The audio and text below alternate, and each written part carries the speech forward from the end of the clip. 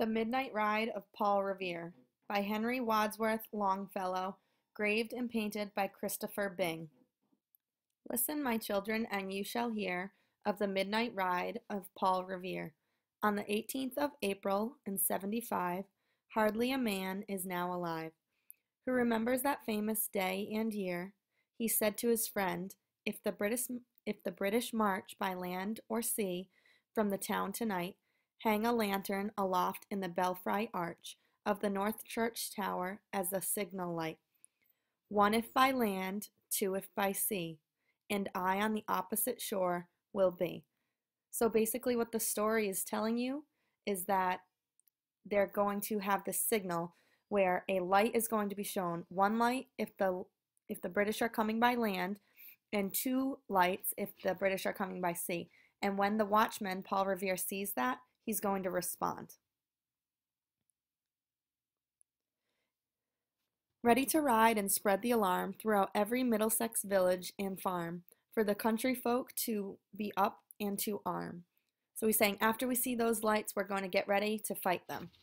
Then he said, good night, and with muffled oar, silently rowed the Charlestown shore, just as the moon rose over the bay, where swinging wide at her moorings lay the Somerset British man of war, a phantom ship with each mast and spar, across the moon like a prison bar, and a huge black hulk that was magnified by its own reflection to tide. The vocab word magnified is used in this sentence, a huge black hulk that was magnified by its own reflection in the tide. We know that our vocab word magnified means to make something greater or bigger, like this kid's eyeball when he holds up this magnifying glass. So when this person looked in the reflection of himself in the water, he looked much bigger than he was, magnified. Meanwhile, his friend through alley and street wanders and watches with eager ears, till the silence around him he hears, the muster of men at the barrack door, the sound of arms and the tramp of feet, and the measured tread of grenadiers marching down to their boats on the shore. Then he climbed the tower of the old North Church, by the wooden stairs with stealthy tread, to the belfry chamber overhead, and startled the pigeons from their porch, on the sombre rafters that round him made masses of moving shapes and shade. So Paul Revere saw that they were coming, and he went up to this old North Church where he put the lights in to say that the British were here. We have our vocab word somber, and it says, on the somber rafters that round him made masses and moving shapes of shade. Our vocab word somber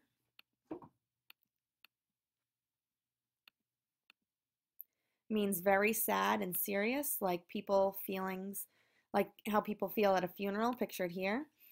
So what they're saying is the rafters, the part of the church where he was at the very top where he's going to put the light, it was sad and serious up there. By the trembling ladder, steep and tall, to the highest window in the wall, where he paused to listen and look down, a moment on the roofs of the town, and the moonlight flowing over all. Beneath in the churchyard lay the dead, in their night encampment on the hill, wrapped in silence so deep and still, that he could hear, like a centennial's tread, the watchful night wind, and it went, creeping along the tent to tent, and seeming to whisper, all is well. A moment only he feels the spell of the place and the hour, the secret dread of lonely belfry and the dead, for suddenly all his thoughts are bent on a shadowy something far away.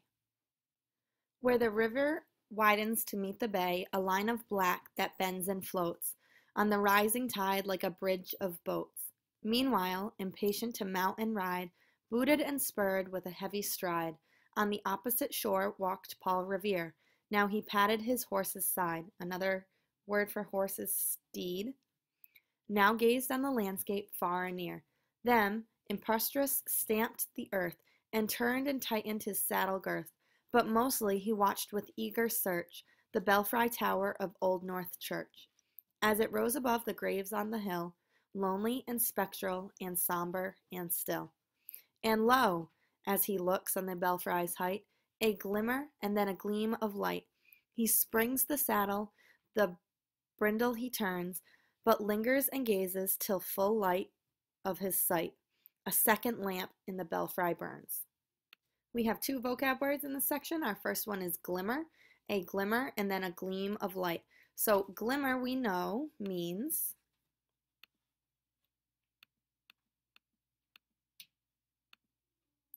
to shine faintly or unsteadily, like the sun off of water, like these little specks that we see right here in this picture. So what they're saying in the text is that when they had the light shine, at first it was just a faint glimmer of light, little specks of light, but then a gleam, he could see it very clearly. He springs to the saddle, the brindle he turns, but lingers and gazes till full on his sight. We know that the word lingers means to stay somewhere beyond the usual or expected time, like these students hanging out in the hall after the bell rang. So what they're saying is he turns, but he lingers in the same place. So he stays in that same area and he looks. A hurry of hoofs in a village street, a shape in the moonlight, a bulk in the dark, and beneath from the pebbles, in pausing a spark. Struck out by the steed, flying fearless and fleet, and that was all. And yet, through a gloom and the light, the fate of a nation was riding that night, and the spark struck out by the steed in his flight, kindled the land into flame with its heat. So we have three vocab words in this section. Our first one is steed, we know is a horse. So struck out by his steed, flying fearless and fleet. So what that's saying is Paul Revere and his steed, his horse, are riding fearless. So they're riding very fast and they're not afraid. Because our vocab word fearless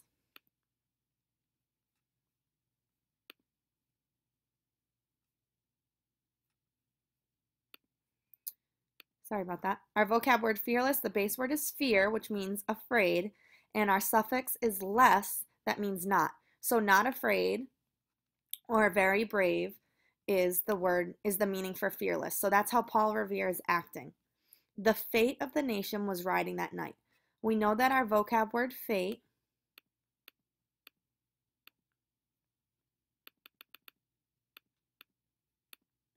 means a power that is believed to control what happens in the future. So what they're saying is what's going to happen to the United States of America is just an uncontrollable fate that's going to happen in the future. And it's all up to Paul Revere how it's going to happen.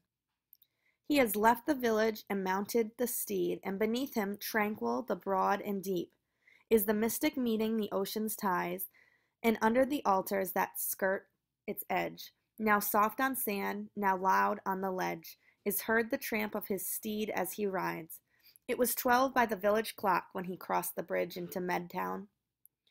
He heard the crowing of the cock and the barking of the farmer's dog, and felt the damp of the river's fog that rises after the sun goes down.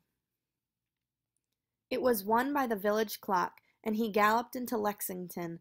He saw the gilded weathercock swim in the moonlight as he passed, and the meeting-house windows, blank and bare, gaze at him with a spectacle glare, as if they already stood aghast at the bloody work they would look upon.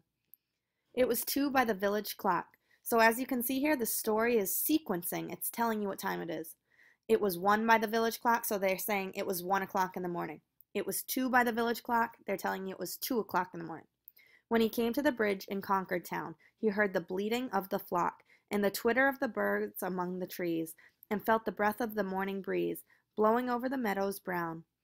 And one was safe and asleep in his bed. Who at the bridge would be first to fall? What they mean by that is who at the bridge would be first to fall is who's going to win this battle. Is it going to be the United States or is it going to be the British? Who that day would be lying dead, pierced by a British musket ball, which is a bullet. You know the rest. In the books you have read, how the British regulars fired and fled, how the farmers gave them ball for ball, from behind each fence and farmyard wall, chasing the redcoats down the lane. The redcoats are the British, so they're saying that the farmers, the American farmers, were fighting back against the British Army, and the British Army were shooting at them and then running away. Then crossing the fields to emerge again under the trees at the turn of the road and only pausing to fire and load.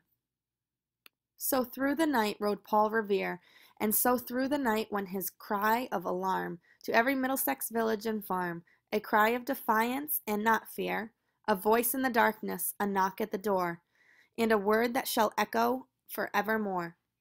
For each born on that night wind of the past, through all our history to the last, in the hour of darkness and peril and need, the people will weaken and listen to hear the hurrying hoofbeats of that steed and the midnight message of Paul Revere.